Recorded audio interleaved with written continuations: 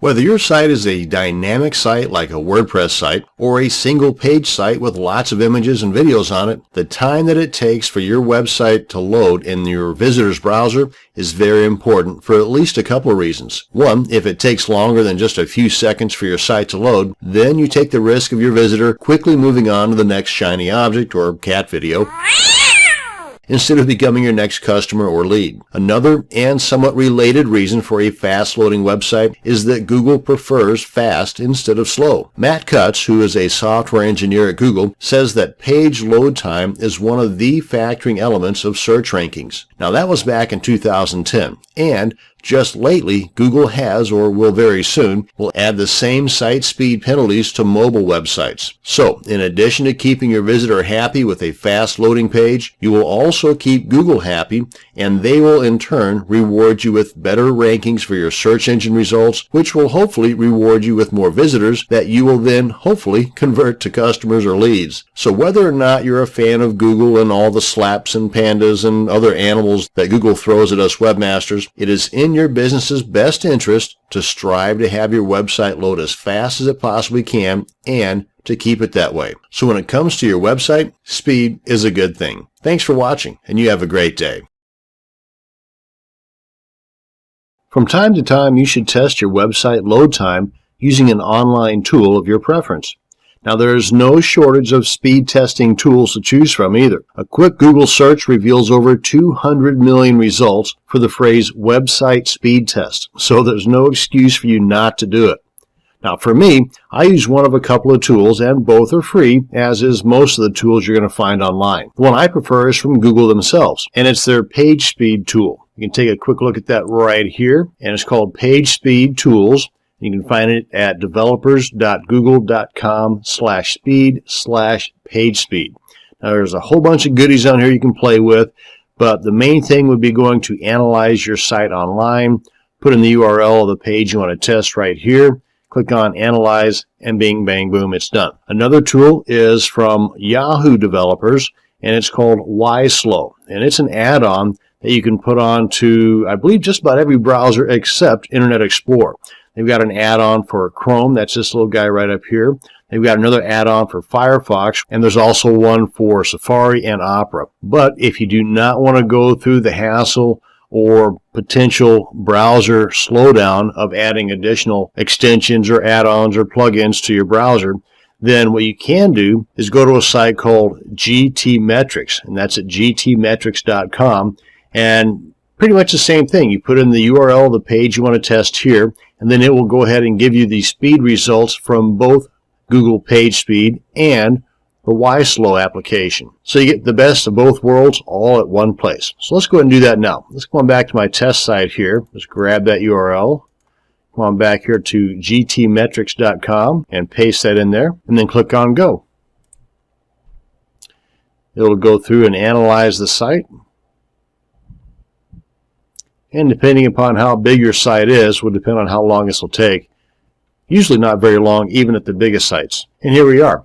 Gives you the summary of the page speed grade and the summary of the YSlow grade. And in both cases, I'm getting an A. Now, this should not be looked at as a typical grade. It should be one that you should strive for. But I want to tell you, though, that the site that I tested is a dummy site. There's really not a whole lot of content on there, and it's on a pretty darn good server as well. And just taking a quick look down the line here, it gives you a breakdown of the various elements that are tested and the scores that were presented for that particular element with page speed, YSlow, and you get the timeline and history. Now, with both the page speed and YSlow breakdown, if you click on each one of these links here, it'll give you a little bit more information regarding the areas that need improvement. And that's going to bring us to the end of this video on website speed test tools. Thanks for watching, and you have a great day.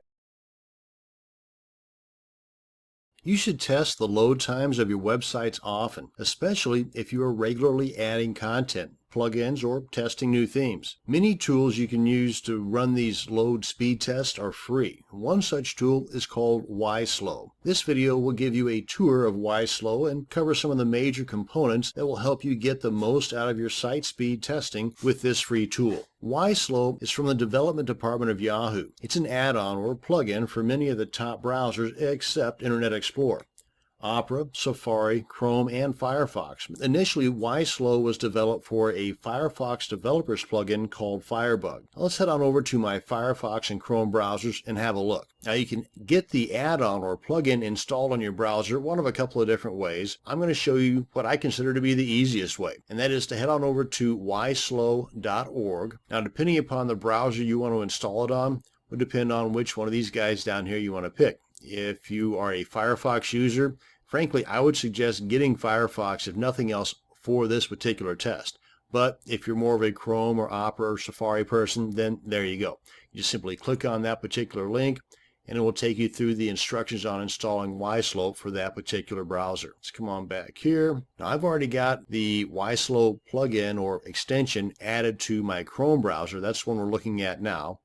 And over here on my Firefox browser, it's part of the Firebug plugin. So for here, you'd want to first install Firebug. It's installed pretty much the same way. You would go to Tools, go to Add-ons, do a search for Firebug, install it, and then come on over to yslow.org, click on Firefox, and then install or add the YSlow plugin. And at this point, I know it does say add to Firefox, but in actuality, you're adding it to the Firebug plugin that has already been added to your Firefox browser. Let's come on back here. Let's go ahead and explain a little bit about the YSlow tool. See, YSlow has developed 23 different testable rules. Actually, there's like 34 that they found, but of those, only 23 are actually testable that are related to the optimum load time of a web page. And whenever you run the YSlow test on your particular web page, it compares what you have to the optimum way things should be, according to them anyway, and gives you a score based on the results of that test. For example, if we come on over to my site here, and again I'm on Firefox, and that is important too because the results that I found on Chrome differs from every other test run on the other browsers. So I prefer not to use Chrome for my YSlow operations. But if you're a diehard Chrome fan, you do have that option. But just be aware that the test results might be a little bit off. Okay, that said, I'm on Firefox and I'm on my site here. Come on up to the Firebug plugin up top here. Click on that and it opens up. Actually, by default, it's going to open up and look something like this. But the YSlow plugin or add-on to the Firebug plugin is over here close to the far right end. So you just click on that, come on down here, and you have the option to check that box to auto-run YSlow each time this web page is loaded. That's going to be a little bit more of a load on my server than what I want, and frankly, it's not necessary. To run the test, you simply click on Run Test. Another thing I want to point out too is that you've got these 4 tabs here: Home, Grade, Components, Stats, and Tools. You do not have the Tools option in the Chrome browser. Another reason not to use Chrome for this test. Another thing is that by default, you're going to be starting off on the rule set for YSlow v2. Rule set are those 23 testable rules. If we come on back here just for a second, scroll on down this page here, this gives you a list of those 23 testable rules. And if you click on each one of these, it'll take you to that particular part of the YSlow page that explains in detail what they're talking about for that particular rule. Let's head on back to our test here. And unless your website is like Huffington Post or CBS or something like that on a large scale, then really all you need is the rule set for a small site or blog. Now you can come in here and edit that and even create your own, because these are the default boxes that are checked, or the rules that are checked for the small site or blog, for the V1 Classic, or the full-blown YSlow. This one here has 23 of the 23 rules checked, Classic 13 of the 23, and the small site 15 of the 23. And if you want a new set or a customized set, maybe you want to run a set for every site that you have because every site that you have is created differently, then you have that ability. Click on New Set, it blanks them all out, check the ones that you want, and then come on down here a little bit more, save rule set as, give it a name, bada bing, bada boom, there you go. You have a new rule set over here to the right that will also show up here on this drop down. So I just want to make sure that all those boxes are checked for our small site or blog rule set. And we will now come on back over to our home, click on Run Test. And here it gives me an overall performance score of 88, which isn't too bad. But the more important part of this test is that it tells you here the areas that can use some improvement. And you can click on the links here It'll open up over here, give you a bit more of an explanation of what part of that particular rule needs to be improved upon. And down at the bottom, gives you a little link to where you can read more about that particular rule set and what they suggest you can do to get it fixed. And if this is not totally clear to you, then let's get on out of here. Over here to the far right, up top, under Help, we can go to the YSlow community. It's basically a YSlow forum, and you can do a search here for that particular rule set, and I think that was gzip or compression. And chances are, since this group, this Yahoo group, has been around since 2007, there's a pretty good chance that your question has already been answered. If not, just sign into your Yahoo account, and if you don't have one, it doesn't cost anything to get one. Just go ahead and log in, ask your question, and then just wait a little while until your answer is provided. Now let's go ahead and do the same thing on the Chrome browser. Come on over to the same site. Come on up here. Now, whenever you install the YSlow plugin on a Chrome browser, you're going to get this little icon up here in the top right area. Just click on that, squeeze this down so it shows up in the video here. As you can see here, this checkbox is something totally different than it was on Firefox. And again, you don't have the tools option up here, but everything else is pretty much the same. Let's go ahead and run this test. I think this test on the Firefox ran up with a 88 score. This one's a little more lenient. It gives me a 92. It gives me an A, where I believe on Firefox it was a B, and it's still set for the same rule set as it was on Firefox. Now, through my test, this same site on Opera and Safari provided exactly the same results as it did with Firefox. So the only one out of those 4 browsers that were tested that were different was the Chrome browser. So again, my money would not be on using Chrome for using the YSlow speed testing tool. And that's going to bring us to the end of this video on the YSlow site speed testing tool. Thanks for watching, and you have a great day.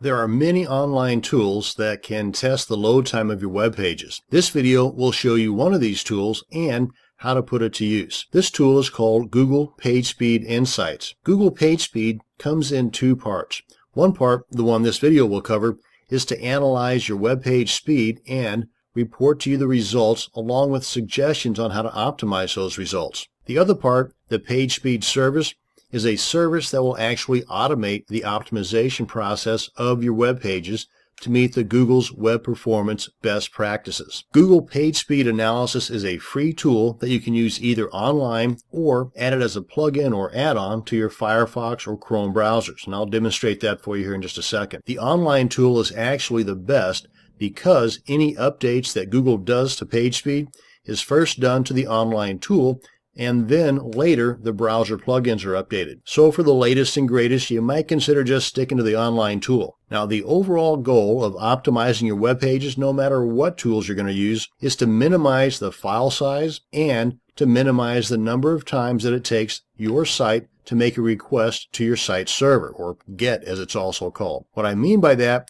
is every URL on your site will require a request to your server for the contents of that URL to display. Let me show you what I'm talking about. Let's head on over to one of my demonstration sites here and check out the page source or the code that makes up this site. I'm going to right click, then left click on View Page Source. This gives us all the guts of the page there. And you see each one of these URLs here. In order to make that page load, to make it look the way that it does, every time that somebody opens up that URL, each one of these guys are sent off to the server where they're hosted at and are requesting, hey, bring this information back here to this guy's browser so we can make this web page work properly. So ideally, you would have, and it's impossible, but you would have one URL on the page source and all this other stuff would be in one line. That being a very small file and one GET or one request. Now that's never going to happen because that would just be a dorky looking web page. But that's what you're shooting for, to have the minimum number of requests and the smallest file size you can get overall. That includes images, videos, text, and everything. Let's go ahead and close this out here. Now, every time that your site makes a request to your server, it's also using bandwidth, which in some hosting packages, you are given a certain amount per month before additional charges begin. Even the unlimited bandwidth hosts have what's called fair use policies, which are usually not part of the advertising, by the way. So yeah, I know, It's hard to believe that a company would actually say one thing but mean something else. Okay, end of the commentary. When you have reached what is deemed as the limits of that fair use policy, your site can then be throttled back to a standstill, or in some cases even be shut down. But my point here is that by reducing the number of requests to your server, you are also minimizing the bandwidth your site is using. So this goal is going to do a few things for you. Number one, it's going to speed up your web pages in your visitor's browser, and that's going to make them happy and much more closer to being a lead or a customer of yours. Number two, since Google uses the speed that your web pages load as part of their ranking process of its search results, you stand a far better chance of landing on page one of those search results, which will in turn bring you more free traffic and more of those potentially paying customers. And number three, reduce your overall bandwidth usage, which can save you money. Okay, now that we've touched on the what and the why of using Google's PageSpeed Insights tool, let's get to the how. Now right now I'm on my Chrome browser, and if we head on over to developers.google.com/speed, that's going to bring us to the PageSpeed page, and on this page is quite a few items related to the PageSpeed service. The one we're going to be dealing with here or diving more into is the PageSpeed Insights. One thing I want to point out, if you scroll down close to the bottom here, this link here will take you to the Performance Best Practices, which is basically a set of rules that Google uses to determine the optimum page speed of a particular website or web page. And that's what these guys are testing here under the PageSpeed Insights. Let's go ahead and click on this guy here. Oh, and by the way, while I'm here on this page, over here on the left, if you click on Community, and then click on PageSpeed Insights here under the group name, this takes you to kind of like a forum or a Google group of page insights. So any questions that you have that you just can't find the answer to by maybe using the Google search tool, head on over here, sign in if you haven't already, and either do a search here for your answer or go ahead and post your question in here, and in no time at all you're going to get results. So this is definitely a page you might want to be bookmarking. Okay, so that's that. Come on back here, and click on Analyze with PageSpeed Insights. And right here is the online tool I was referring to, and I'll show you the add-on or the plugin section here in just a second. Let's go ahead and test my site. Copy the URL, paste it right in here, click on Analyze, and it's going to do a couple of things for us here.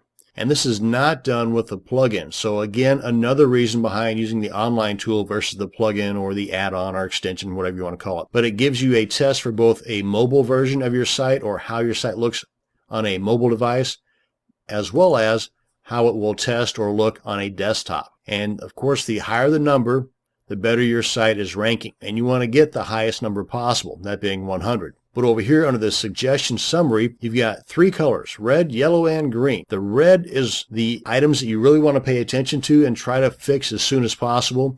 The yellow, it's okay. If you've got time and it's not that big of a deal, go ahead and put some effort into fixing it. And then the greens, hey, you got those perfect. Don't worry about those. And if you scroll down to the bottom here, you got the little color code that explains pretty much what I just told you.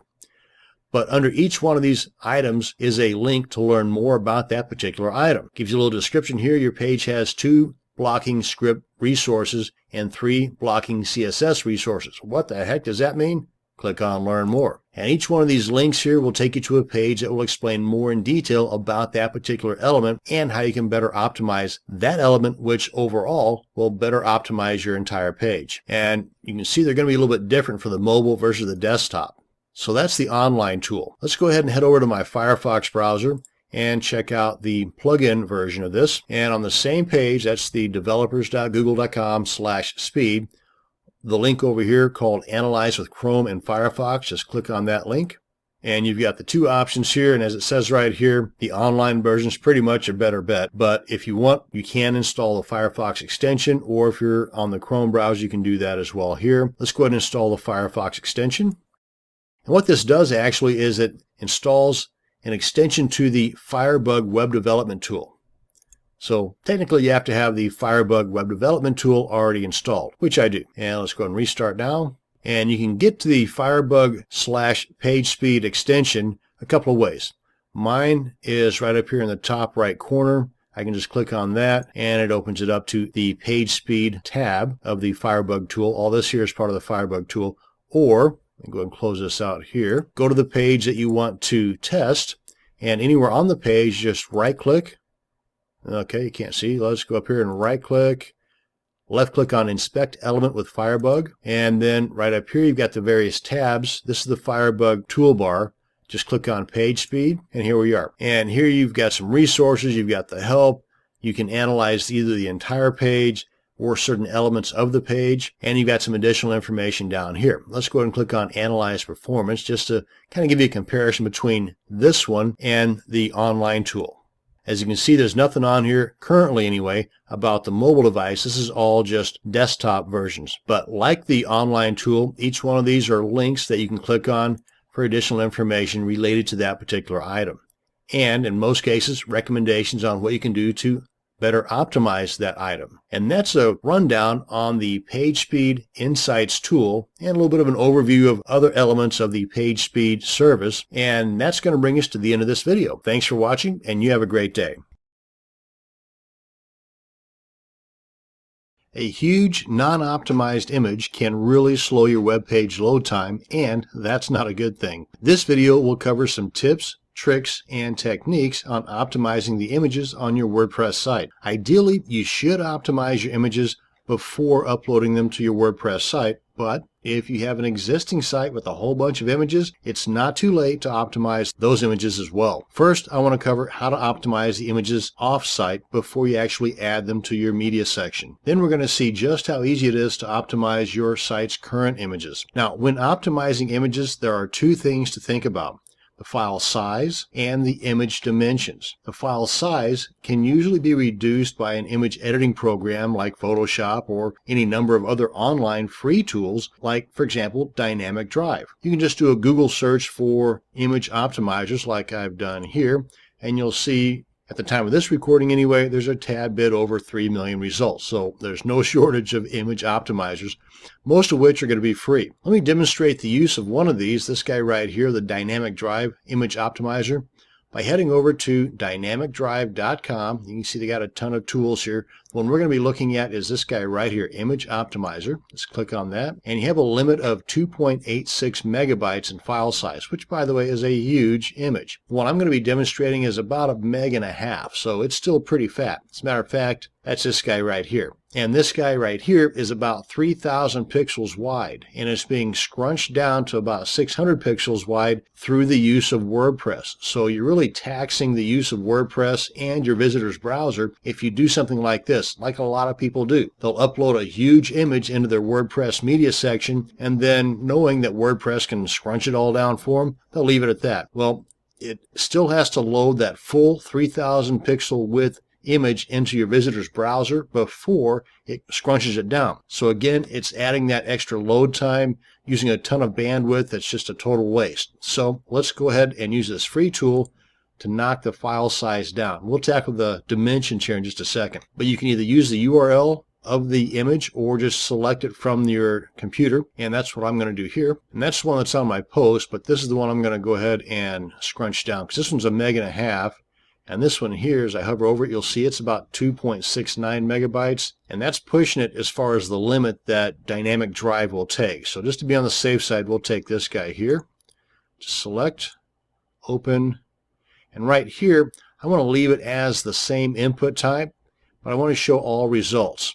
Click on Optimize, and depending upon the size of the image will depend on how long it takes to actually finish this, but through the magic of video editing, this won't take very long at all. And here we go. And as it's shown here, the original, that's this guy right at the top, is 1.4 megabytes. Yeah, let's round up, 1.5 megabytes. And if we come on down to the next image that it's scrunched down by 25%, you really can't tell much of the difference between the two, except this one here, your browser is going to be pretty happy because it's been reduced by 25%. Let's go ahead and scroll on down even further. And frankly, this looks pretty crisp. And this one is 307 kilobytes, a reduction of 79%. Your browser is going to be ecstatic. And frankly, this is still pretty darn detailed. So depending upon the actual end quality you're looking for in your posted images, like if you're not a photography blog, then something like this, or even scrolling on down further, 89%. Yeah, that's getting a little pixelated, so that's a little bit too much for my taste. But this one here might do just fine, and that is 244K, a reduction of 84%. So anyway, you can see that with this free online tool, you've got a host of different ranges that you can work with that will reduce your file size immensely. And not only are you reducing the load time, but also you're saving a ton of bandwidth, which in some cases can equate to a savings of money at the end of each month. Okay, so that's the file size. As far as the actual image dimensions, it really should not be left up to WordPress to do the reduction for you if you can do it off-site, and you can. For example, right here, depending upon your theme, the maximum width of your content area may be somewhere between 600 pixels, which is about the case with this one, to maybe 900, even 1,000 pixels in width if you're not using a sidebar. So having an image 3,000 pixels wide is just a waste, because again, the entire image, the entire original image, has to be loaded into your visitor's browser before WordPress can go to work at reducing it to the size that will fit into the content area of that particular theme. So reduce the size before you actually upload it. That's the offsite stuff. Now, if you've already got a whole bunch of these images on your site and you don't want to go to the trouble of logging on to an FTP client, downloading all these images, doing the file reduction and the dimension reduction offsite, and then re-uploading them, overwriting those files that are on your server already, which would be the case. And if you only have a few images, then that would be an ideal situation. But if that's something that's just not doable for you because you just have so many images, then what you can do is try a plugin that will do a lot of that work for you. Two of them that I'm going to suggest. One of them is WP Smush It. Got to be careful how I pronounce that. And another one is Imsanity. That's I-M-Sanity, not Insanity. Both of these, once installed and activated on your WordPress site, will do a bulk reduction of file size and dimensions, which will take a lot of that stress off your visitor's browser when trying to load that huge image that you already have on your site. But where these might only reduce the overall size, both file and dimensions, by maybe 6 or 7 or maybe even 8%. Remember, with the dynamic drive, these guys are doing it upwards of 79 to 85%. So again, ideally, the best way is the offsite and then upload to your site. But if that's just not an option for you, then let's head on over to plugins. I'll demonstrate the use of this guy right here, WP Smush It. Now, they both do the same thing as far as bulk reduction, but with WP Smush It, it does have a limit of 1 megabyte. So if you have a lot of images that are in excess of 1 megabyte, then you might want to try Imsanity. Let's go ahead and install this guy right here by going to the dashboard of our WordPress site, come up to Plugins, go to Add New, type in here WP Smush It, click on Search Plugins, check out the details if you want to, or just click on Install Now. Click on OK. Click on Activate. And here it is right here. Now you come on up here to the media link, and right here you've got Bulk Smush It, or you can just come into the library if you want to do just 1 or 2 images by activating that plugin. Over here on the far right of each one of your images, you have a new option called Smush It. And if there's no savings, then it'll tell you right here. Or if you want to just try to smush it even further, then you have that option. And you can see here that these two are in excess of the limitation that Smush It has, so you're not able to use that. And by the way, WP Smush It is part of the Yahoo developer tool Smush It. So if you are familiar with using the Yahoo tool Smush It, then you're kind of familiar with how this works. Same process. But let's head on back over here to Bulk Smush It. Just click on that. Just read this stuff here. And by the way, it's a good idea before you do any of this stuff, whether you're using WP Smush It or Imsanity, that before you run the images through that plugin, you want to do a full backup of both your files and your database. That way, in case you're not happy with the end result after you do the reduction in file size and dimensions, then you can just nix the whole thing, reinstall things from your backup, and you're back to where you were before you installed the plugin. Let's go ahead and run all images through WP Smush It right now. Let's click that.